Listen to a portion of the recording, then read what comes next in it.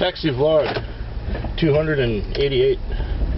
It is the 25th of January. The month's almost gone. It's wow.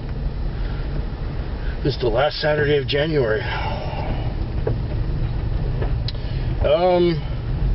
Well, maybe I'll get through the whole week if this thing lasts the night. I'll tell you what happened. Well, you know already. Oh, we better put this on first. Okay, that's on. A few seconds remaining. Beep, beep, beep. Login approved. Now we just got to fix the configuration so it doesn't make all kinds of noises that are unexpected. Yeah. That should be enough. Brakes are squeaking a little bit. Exit. Book the zone. There we are. Okay, done. It's a foggy night. It's very foggy. I almost didn't find the place. It's came out on Tuesday and it was real slow. I did a lot of reading and I was chatting with the other guys in the parking lot. It was just a quiet night. Then at 1:30 in the morning I went to sleep. And I woke up at about 2:30 and then I started getting busy. And I had a trip out to Langford, which is the Western Communities. And then I had 2 or 3 out there. I connected one after another, and it's like in town I was sitting for an hour between calls, but out there I was connecting. And then I made my way back in to Saanich, and then I had another fare that went out to Langford again for another $30-some.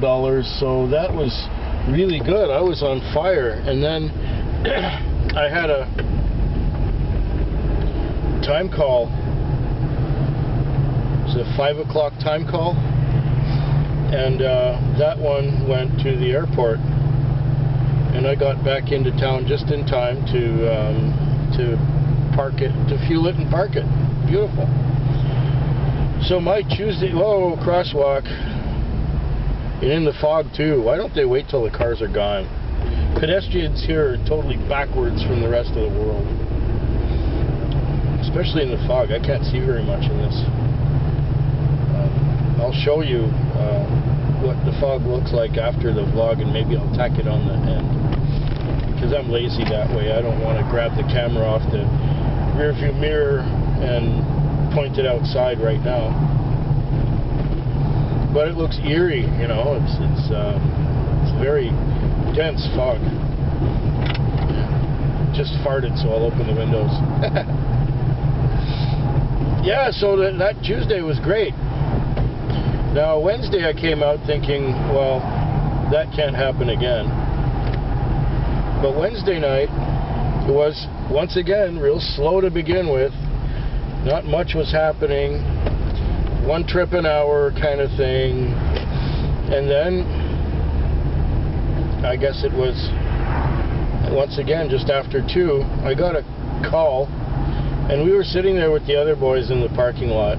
Now, to sit at after 2 with the other boys in the parking lot is, after midnight it's unheard of, but after 2 it's like, whoa, this is really quiet out here. So I got a call, and it was at an address that I wasn't too crazy about, so I rejected it. It got sent to the car next to me, and I got another call out near Tillicum. So I went there, and then this guy gets in. He was in his mid-20s, I guess, maybe late 20s at the oldest, and he seemed to be quite nervous, and he wanted to go to Bay and Wark. Now, Bay and Wark, there's like a seedy apartment building there, and we pulled in, and he says, I want you to wait for me. I say, okay, well, it's customary that somebody gives me something to hang on to, you know, so I know you're coming back. Because, you know, disappearing into apartment buildings is the oldest trick in the book. So he leaves me his phone, and he leaves, and he was standing on the sidewalk for a few minutes, and then he came back. He says, "Can I use your phone?" And I told him, by the way, there is a cop watching us. He's sitting in a van on the corner. I see him in my side view mirror. He says, "Oh, really?" I say, "Yeah." And then the cop starts to move. The cop drives past us. I said, "Well, he's driving past us now." And he got to the end of the block and turned the corner. I said, "Okay, there's no cop watching us now." He says, "Give me that phone quick." So he calls. He says, "Come outside right now." So on my other side view mirror, I see him going towards the corner. And I see these legs running away. And then he's coming back. And he gets in the car. And he says, "Okay, so let's go now." And I said, "Well, that cop is back on the corner. He's watching again." He said, "That's okay. Just go. Take me back where we started." All right. So we start to drive. We take him back, and the cop starts following us. I said, "Hey, the cop's following us." He says, "Oh no." So I turn a corner, the cop's still behind us. I turn another corner, the cop's behind us. We hit a red light, the cop's still behind us. Light turns green, I start to move. Blue and red flashing lights come on. Cop wants to see my driver's license, so I hand it to him. And the other cop asked my passenger to get out of the car. And he's asking him a bunch of questions. "Where were you? Who did you see? What were you doing?" That kind of stuff. And of course my customer was very nervous, and he said, "I was at my girlfriend's, I was at the 7-Eleven, the cop asked him, "What's the address of your girlfriend's house?" "I don't know, she just lives there, I know which house it is, I don't know the number." Anyway, so then the cop comes in here with a flashlight and starts looking under the seats, and then he asked me, "How long were you there?" I said, "About 5 minutes." And he says, "Well, where did you come from?" And I said, "Well, this guy called me to come pick him up." Which is true. I just didn't tell him the whole truth. I told him part of it. It's true, he did call me to pick him up, and I was there for about 5 minutes. Ain't no lie. So we got going again when the cops let us go because he found nothing on us.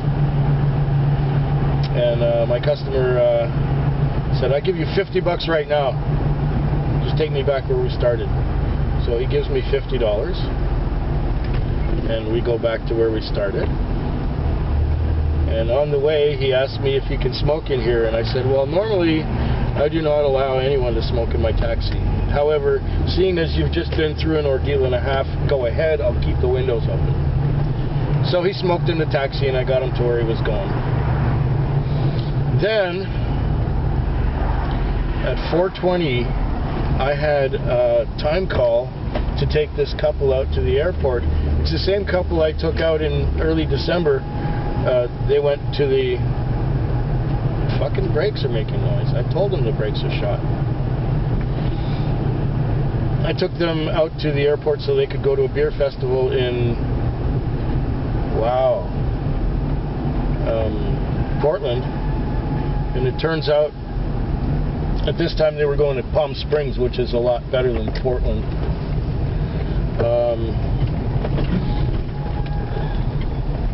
Oh man, this is wild.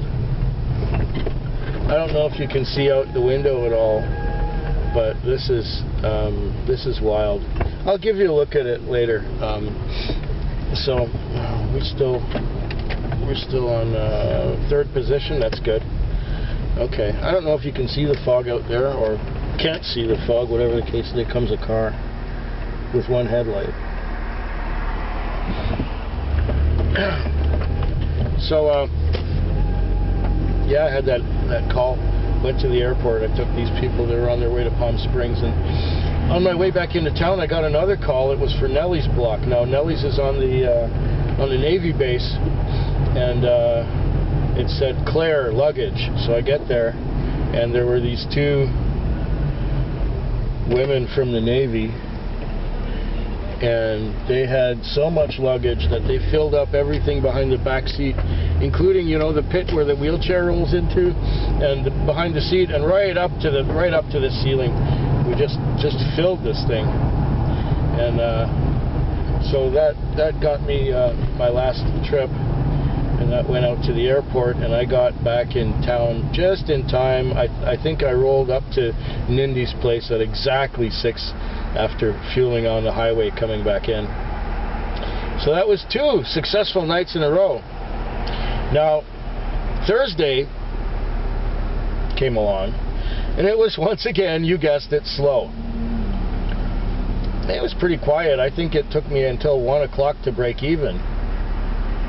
But then after 1 o'clock, I think everyone else went home in disgust because they weren't making any money, and of course I stayed out till 6 like I always do.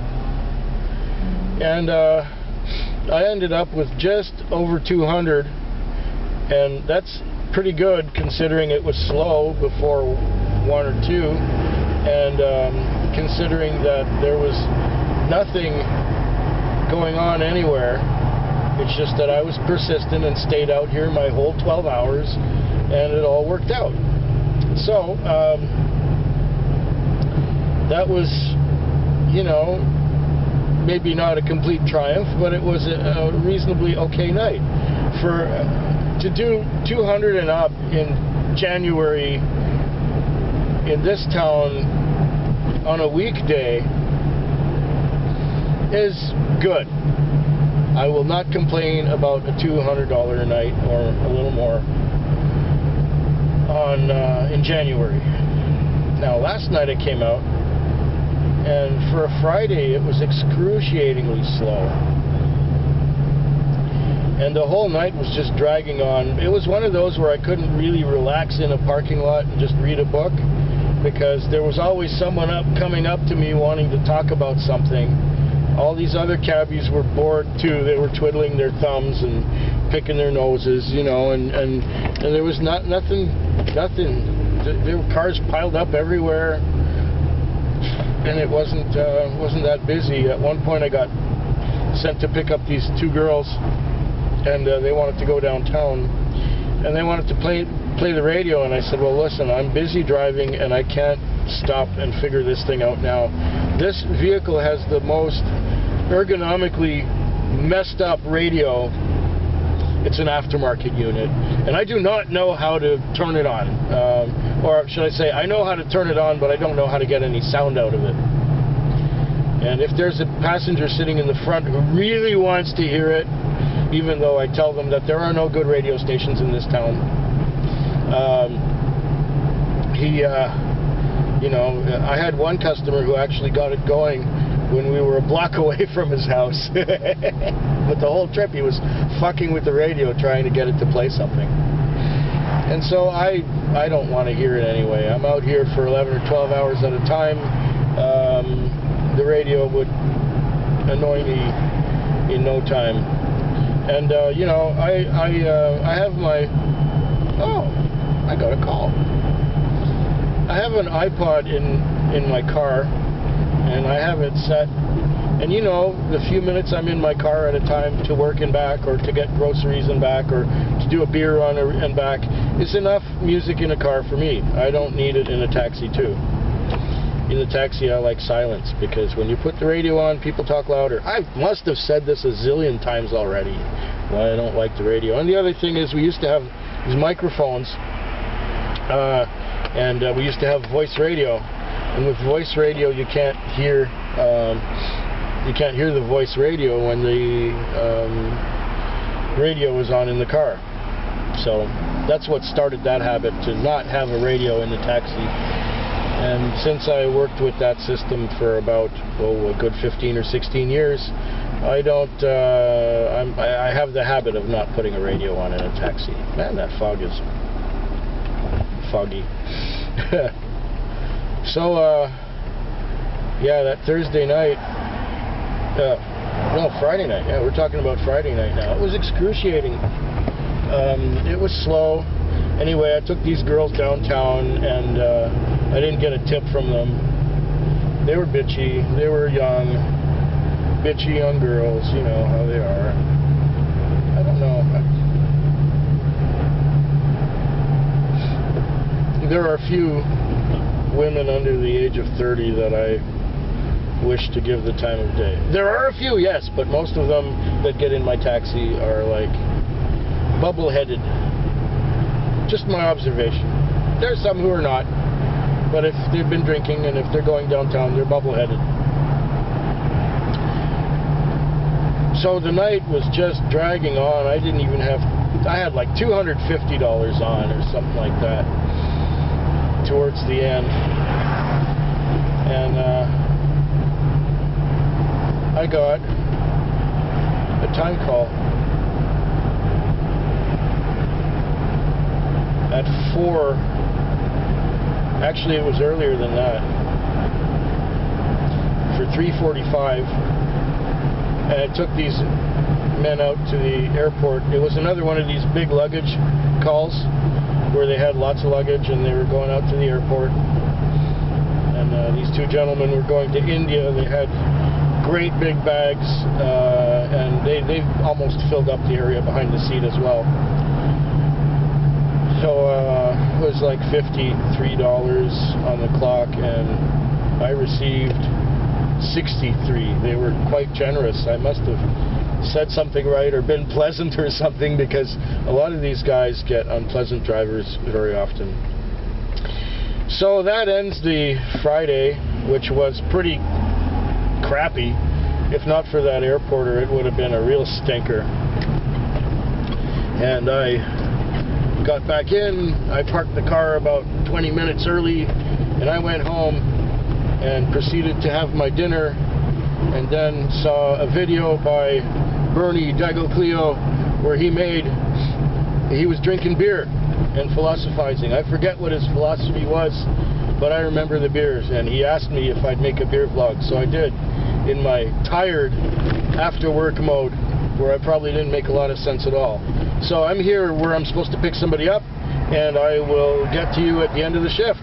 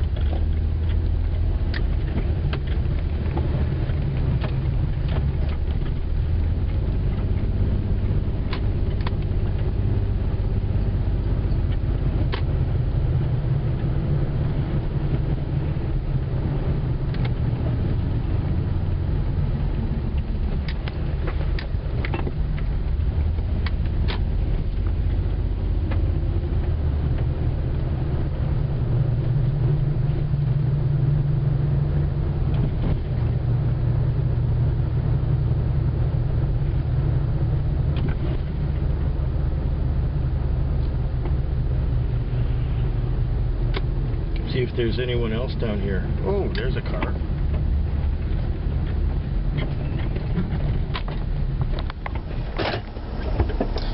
Quarter to 5 in the morning. It's been foggy all night. I had a pretty good night. I've done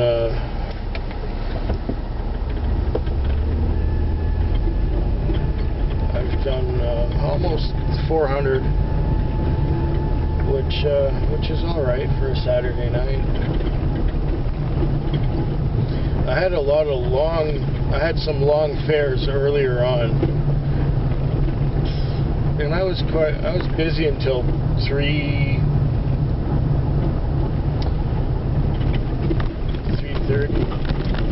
and I had one good one at 4, just before 4. And so I was in the parking lot reading a book. I got this book here. It's Farseer by Robert J. Sawyer. The premise is that the age of the dinosaurs hasn't ended somewhere in the universe. So the dinosaurs are still ruling the world in this science fiction. Quite an entertaining read so far, although I've only gone about 60 pages.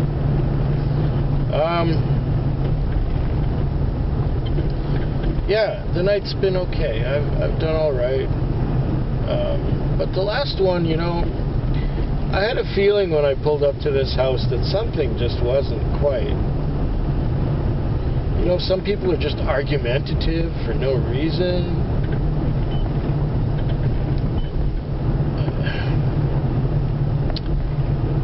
Anyways, the girl got in first, and then the guy got in after that. He said, "Sorry to keep you waiting," and I said, "That's no bother. That's okay, it's not a problem." And there's a street cleaner. What is a street cleaner doing out here at this hour? Get past that fucking thing. And he gave me an address, and I said, "Oh, that must be near Douglas Street." He says, "Well, actually, it's on the corner of Government." Okay, fine, that's fine. I can do that. So I start to go, and Government is a one-way street for part of its length. So in order to go down Government all the way, you have to turn off of it and then turn back onto it later on when it goes the correct direction. It's Victoria. The streets here don't make sense at all. So here I am going down Government, and when I get my first red traffic light at Chatham, I turn a right to go onto Store Street. Now, after about 2 blocks of Store Street, the guy says, "You know, you could have taken Government down to Douglas." And I said, "Well, Government doesn't go to Douglas." He said, "Well, you could have gone until it became a one-way street." I said, "Yeah, but I went here." He says, "Well, that's why I call you guys. I trust your drivers." Okay, then why are you telling? Then I'm thinking, why did you tell me you wanted to go the other way? This is the same difference, and the way I chose had fewer traffic lights. I always make choices like that. So we keep on going, and we're back on Government, and we're heading down towards the corner of the street he lives on. I won't tell you what street it is, so that, you know, I guess to protect the stupid. I took the guy down there, and I turned. He said, "Turn right and stop." So I turned right, and he said, "Stop!" Okay, he said, "See, you turned right, but you didn't stop. Everyone always makes that mistake. They turn right, but they don't stop right away." I said, "Okay." And it was 11:35 on the clock.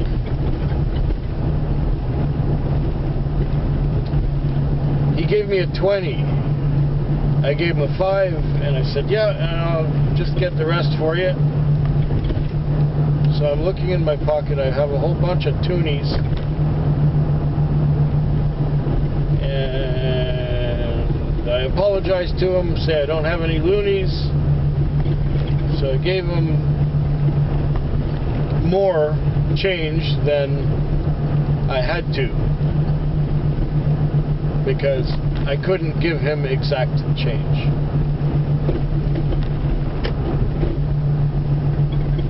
I gave him 2 toonies to make it 11 even, and I eat the 35 cents because I didn't have a dollar coin.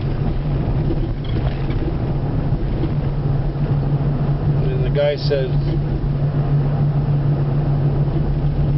I wasn't I wasn't going to take the change anyway. And he says, never assume what people are going to give you.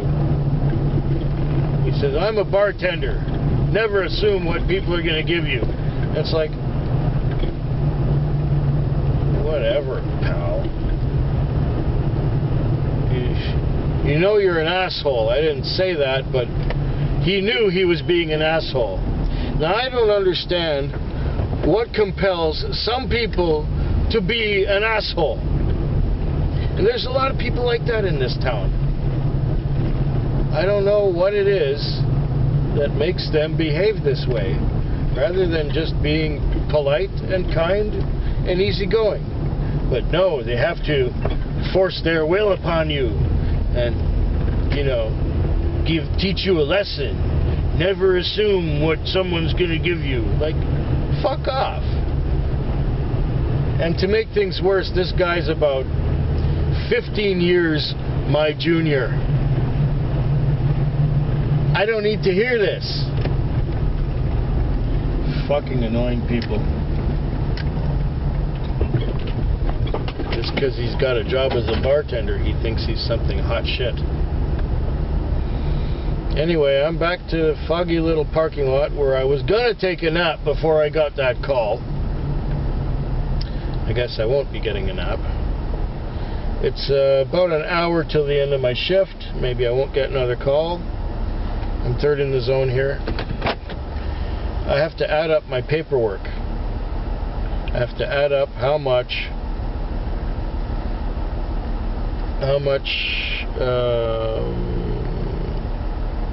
leases I got.